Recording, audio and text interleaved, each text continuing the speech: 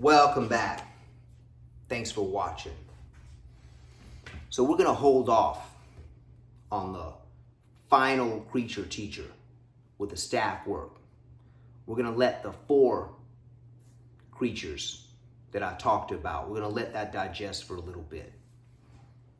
Now, if you hear any of this talk about the creature teachers in service of the dragon, in the dragon's forge, processing the material into gold, you know it's only coming from one place, right here. And for those of you that are getting a lot out of this channel and watching the videos regularly, supporting, Black Dragon Kung Fu salutes you. For all my haters, Black Dragon Kung Fu salutes you as well. We are glad to waste your time with valuable material that you don't care about. And with that being said, we're going to talk about a special piece of training equipment in this video, the MOOK JONG. Now this is a upgraded, modified version I've created. I make dummies, one of the things that I do. Now this is the Raptor 2022 soldier model, hence the green with the black stripes. Very dragon-like, very reptilian. Now I'm going to talk about some of these features. The first feature is the dummy slides side to side, and it's really heavy. So that gives you a feel that you really can't give your opponent any space in Wing Chun. You've got to stay on your opponent like white on rice. All right? That's the first feature, is that it slides back and forth. I've got it moved back into this position so you can see a little bit more. But it slides a long way, almost 6 feet. Once again, like I said, it's heavy, so you get a lot of stance training, learning to close the gap as well. Now, if you look up at the top, you see this medicine ball. Now, this medicine ball we're using as a conditioning tool, practicing our palms, heavy palms. Now, Wing Chun doesn't use these types of motions, but this is conditioning because we do this with Shaolin. The creature teachers are big into palming. Not only palming, but slashing with the claw. Heavy, really digging those claws in. The claw is crucial, especially if you're doing fingertip push-ups regularly. On the tips, not the pads, okay? A huge skill in the claw. Now, if you drop down below, you see the bag. This is a sabao, a wall bag made of canvas that I wrapped up with tape, duct tape, in an artistic way that matches, and it's filled with 4,000 iron pellets. This is for working the conditioning, hardening the punches, working the elbows, chops, and so on. You want to have hard limbs if you're going to have to defend yourself. It's a crucial skill to make sure your body is hard. Now, under that, the arms are reversed. On a normal dummy, the left arm is usually higher. Now, this is a left-handed dummy.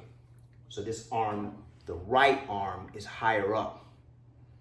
Now, the next feature is the extended arm in the middle.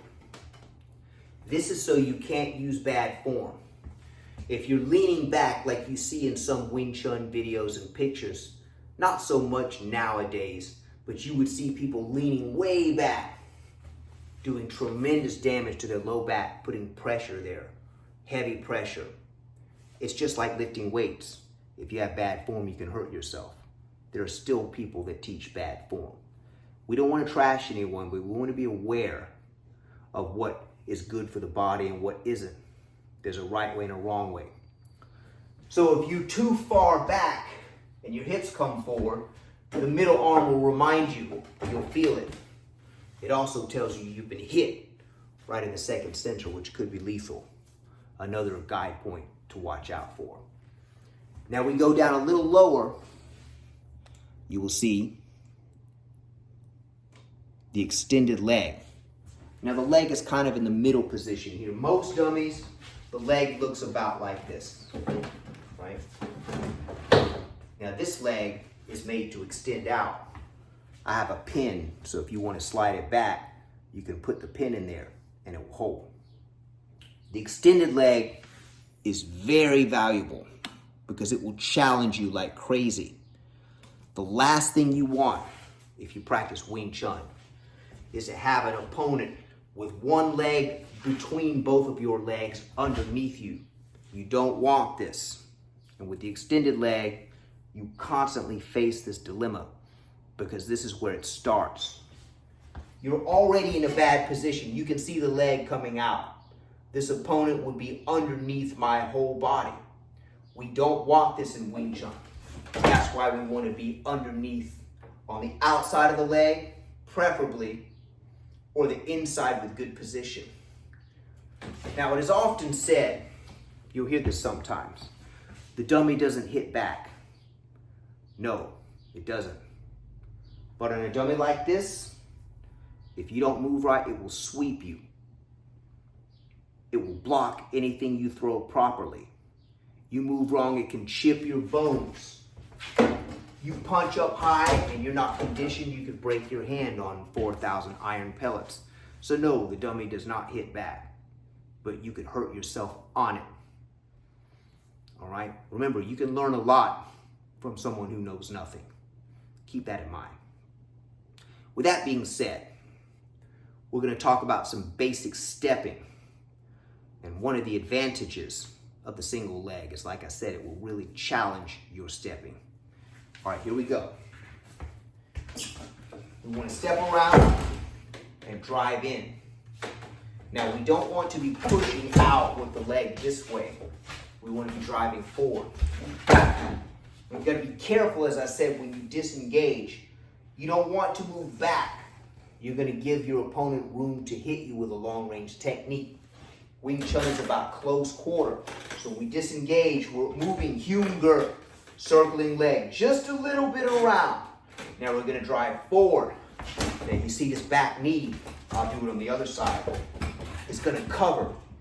So while you're moving, this knee is going to cover your opponent's leg. Your legs are covering your opponent's legs.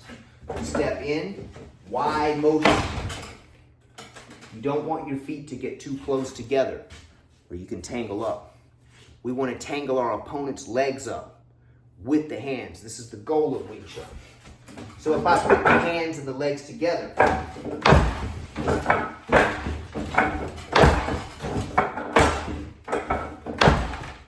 now we can also practice our sweeps.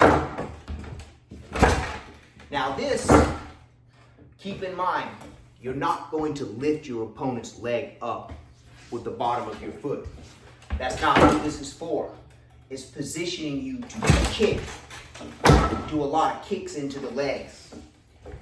For example, the fourth part of the dummy. We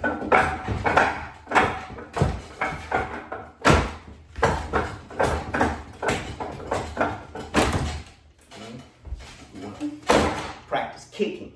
We could also kick the body. So the dummy is very valuable.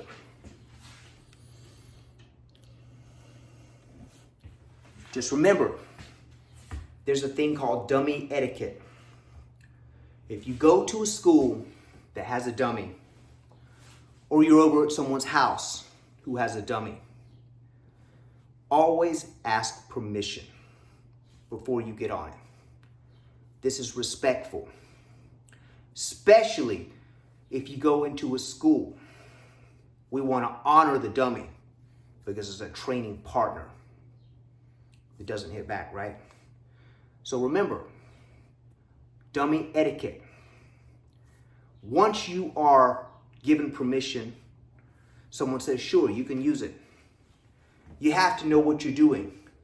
If you don't know the dummy, don't touch the dummy. That's just bad etiquette.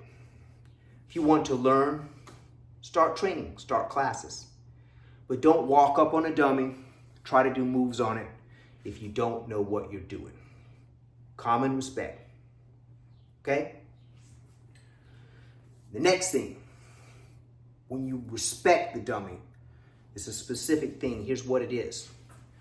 You go up, you check, you make sure nothing's out of order, make sure nothing's broken, everything is good in place. All right, now you're good. You've respected the dummy. You only have to do it once per session. You leave and come back, you've already done it. You're good. There's different schools of thought on that. That's mine. So let's train respectfully, respect our sister schools and our martial arts cousins. All styles have benefits. There is no such thing as a best style. So let's exercise humility. All right? Once again, if you're finding this helpful, keep those likes going. We'll keep the information flowing. Till next time, Sibu Les Clements out.